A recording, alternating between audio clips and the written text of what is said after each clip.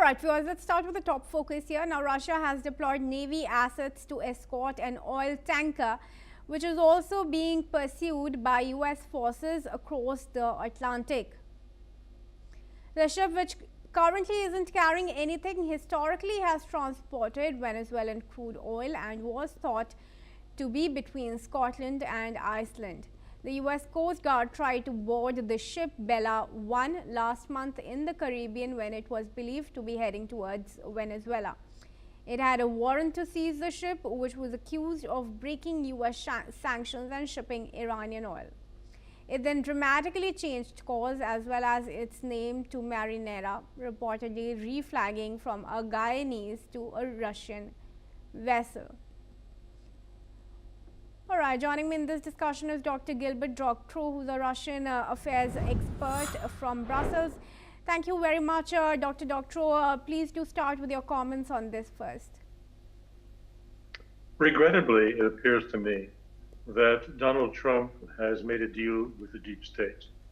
That Donald Trump's vision of the future global order has been subverted by these power ministries, the CIA, the Defense, or now War Ministry, or War Department, and so forth. The result is that they are now, the United States is now undertaking very risky attacks on Russian assets. And this attempt to take over a boat which has now flagged itself as Russian is a case in point. We are risking a major escalation at many different points of the world as the hubristic people in these power ministries feel the strength of their control over Donald Trump, who has now become just a mouthpiece for their actions. And their actions are not consonant with the newly published National Security Strategy document of 3 weeks ago, which was looking towards the United States that is a leading member of the Board of Governors of the world, but not a hegemon. Well, we're back to hegemony, worldwide hegemony, and let's not be confused by what's going on in Venezuela. That is not just to control the Western Hemisphere. The deep state wants to control the world, and what you see now in this very risky attack on a Russian tanker is this belief that Washington can reassert its control over the whole world, including dictating to Russia. Well, Dr. Doctorow, do you think this will also have any bearing on the peace dialogue on Ukraine? There is no longer a peace dialogue on Ukraine. The Russians have not publicly denounced Trump. They've been very cautious. They have kept their cards to themselves, but it is inconceivable that these peace talks will proceed or even take place again now that Trump has shown his cards, now that it's clear that he is looking for global hegemony and is not capable of negotiating with the Russians as an honest broker. Would you in fact say that he has already been able to establish hegemony with the military action in Venezuela? I think he's gone very far. Many of my colleagues in the alternative media have been speaking and have had lurid headings to their videos on YouTube saying that NATO is dead, that the European Union is dead, that the United States hegemony is dead, all dead wrong. The United States under the present configuration in Washington, where, as I say, Donald Trump is now a handmaiden to the power ministries who are the deep state. In this new configuration, Donald Trump is making a very determined effort to maintain and establish hegemony, and is he going much farther than his predecessors? The attack on Venezuela, the pending attack on Greenland, the pending attack on Iran are all proof that the people whom we call neocons are now in control of U.S. foreign and military policy. All right, sure. Thanks, Doctor, for your comments there. But I request you to stay on as we gather some more inputs as far as the Russia-Ukraine war is concerned. Viewers, let's tell you that Russia is now saying its air defense systems shot down hundreds of Ukrainian drones along with aerial bombs and US-made HIMARS rockets across the conflict zone and beyond. Moscow claims strikes were carried out on Ukrainian drone storage facilities and temporary troop deployment points across more than 150 locations.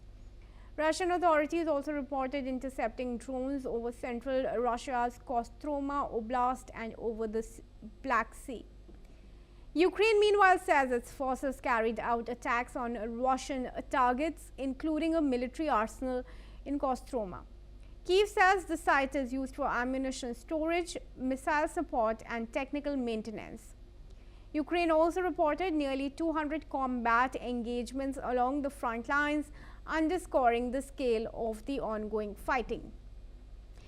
I request Dr. Doctor to join me back in the discussion here. Doctor, do you see the attacks and counter-attacks increasing between the two nations at this point in time? Because clearly there is no rule of law that's being followed by the international community. Well, you're speaking primarily of drone attacks.